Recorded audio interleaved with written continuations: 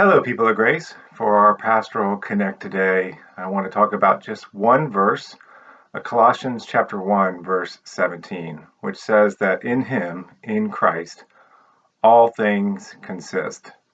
I know it's small on this video, but there's a picture in it that hangs in my office. And that picture is called Coat of Many Colors, Lord of All. And to me, it's a good picture that captures a little bit of what Colossians 1 is saying, that in Christ all things consist. To really fill out that verse a little bit more, it says, He, Christ, is before all, and in him all comes together, unites, is collected, or even commended. That's the idea there. Our God, in the person of Jesus, shows his connection to our entire creation.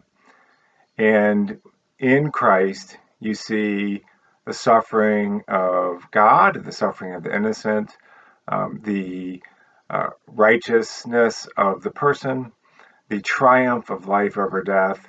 Only in him does it all come together. And the way Paul says it is really stated in a way that says that this is a completed thing.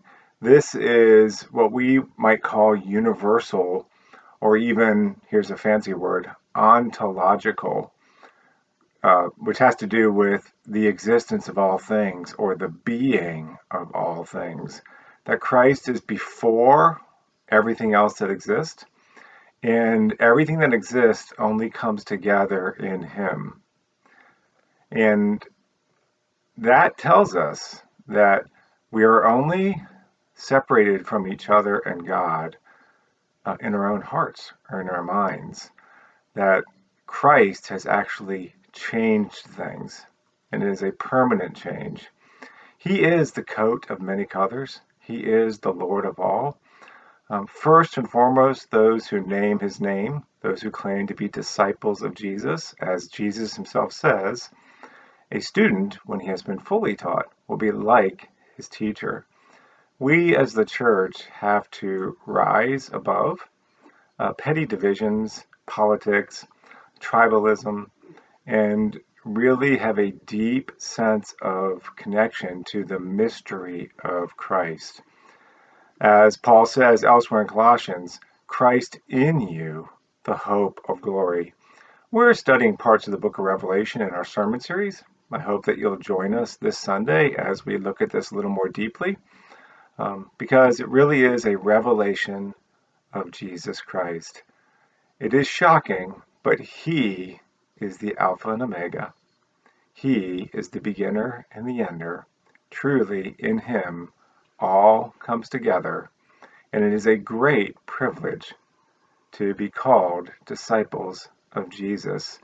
And let's stop trying to convince everybody that Jesus is God. Let's live like we are deeply convicted that Jesus, the man, is also Lord of all. It's an encouraging thought. It's a source of faithfulness, hopefulness, and love. Be blessed and be joyful in carrying that hope to the world. Be strong in your faith. Be encouraged. Have a blessed day and celebrate Christ.